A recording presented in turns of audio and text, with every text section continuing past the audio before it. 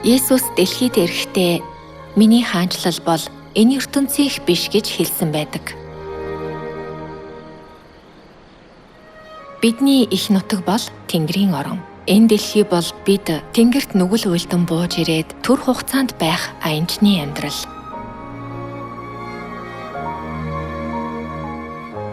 Аянчны амьдрал учраас энэ дэлхий дээр баяр баясгалан гэхээс илүү уй гашуун илүү их.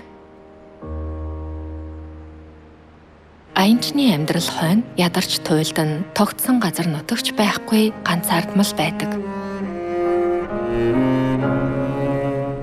Гэсэн ч бид уй гашуу, өвдөлт, үхэл байхгүй Тэнгэрийн оронд очино. Бид их нутагтаа очих итгэл найдвар байгаа учраас сүнслэг баяр хөөрөөр эрч хүчтэй амьдардаг. Дэлхийн юмсыг эзэмшлээч төр зуурынх хизээ нэгэн цагт алга болно. Харин Тэнгэрийн орны юмс мөнхийх учраас хинч булаахгүй.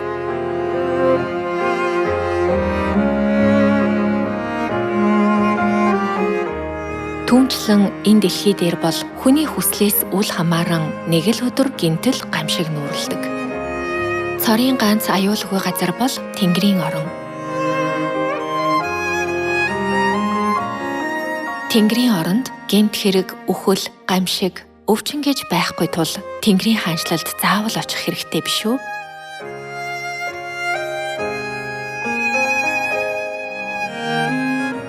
Бидний иргэний харьяалал Тэнгэрт байгаа гэж бичсэн байдаг.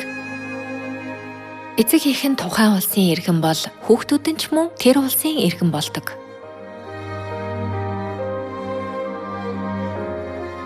Хэрв та нар Бурхны хөвгүүд охид мөн бол Тэнгэрийн иргэншилтэй болно.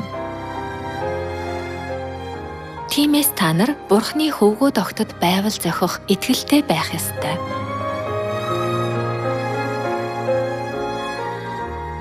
Дэлхий дээрч хөгжингүй орнуудын иргэншил авахыг хүсдэг хүмүүс сайн үйлс хийж зохих шаардлагыг хангасан байх ёстой.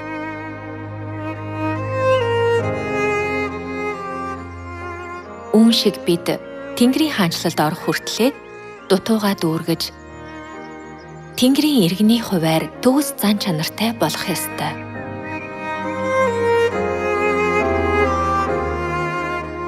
Дээгүрх зүйлсийг хайж шинэ хүнийг өмс гэсэн үг байдаг. Бурхны хаанчлалын хувцсыг өмсөж, Бурхны хаанчлалын хоол болох шинэ гэрээний үгсийг идэх ёстой. Бүү уурал, зүй бус авир бүү гарга. Хорон үйлдэл бүү хий. Бүү атаархаж жүтөөрх. Хулгай бүү хий. Садар самуун явдалд бүү авт. Библиэд бүү хий гэсэн болгоныг хийхгүй байцгаая.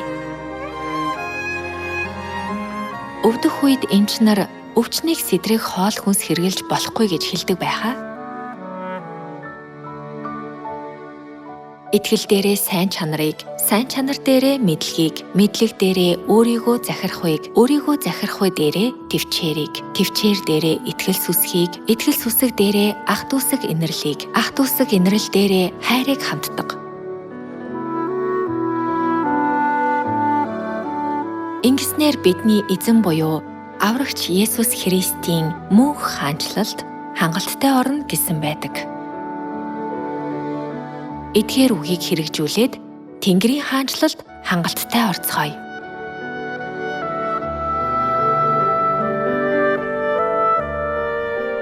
Хурц зантай нь сайхан зантай болж Бурхныг бүрэн ухаараагүй нь Библи сурч ухаарад зөвхт байдлыг дамжуулж чадаагүй нь тунхаглалаар зөвхт байдлыг дамжуулж гэр бүлүүдээ халамжилж чадаагүй нь бусдыг халамжилж, сул дорой хүмүүсийг тайтгаруулж, урамшуулж туслаад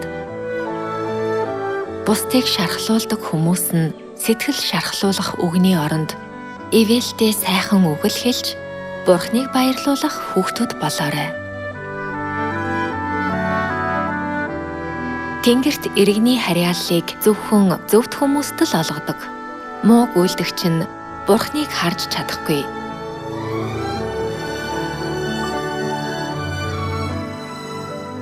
Загасчин загас бариад сайныг нь савнд хийж мууг нь хайдаг шиг Бурхан зөвхт хүмүүсийн дундаас хорон муучуудыг ялгана.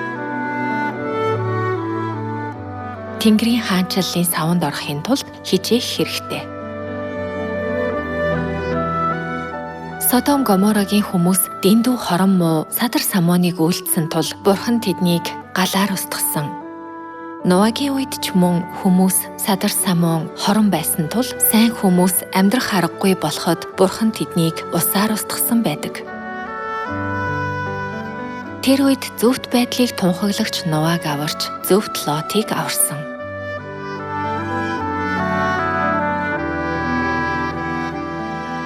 Библиэд өнөөгийн тэнгэр ба газар нь галд зориулагдсан сүсэг бишрэлгүй хүмүүсийн шүүлт ба сүрлийн өдөрт хадгалагдж байна гэсэн байдаг.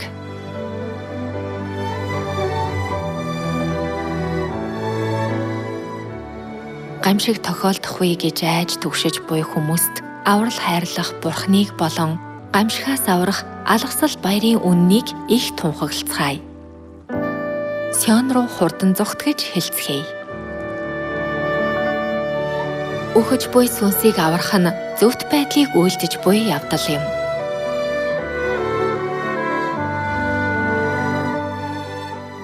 Хурмын найранд хурмын хувцасгүй ирсэн хүмүүс хөөгдсөн байдаг. Бидний ариун үйлс бол хурмын хувцас юм. Христийг өмс гэсэн үгч байдаг. Шинэ гэрээний алгасал баярыг сахисан Тэнгэрийн иргэншилтэй хүний хуваар ариун үйлстэй байцгаая. Шинэ гэрээний зөвхт байдлыг сайн үйлсээрээ идэвхтэй тунхаглаж, олон хүнийг Бурхны талд хөтлөөд Тэнгэрийн хаанчлалд хангалттай орох Тэнгэрийн иргэд болоорой.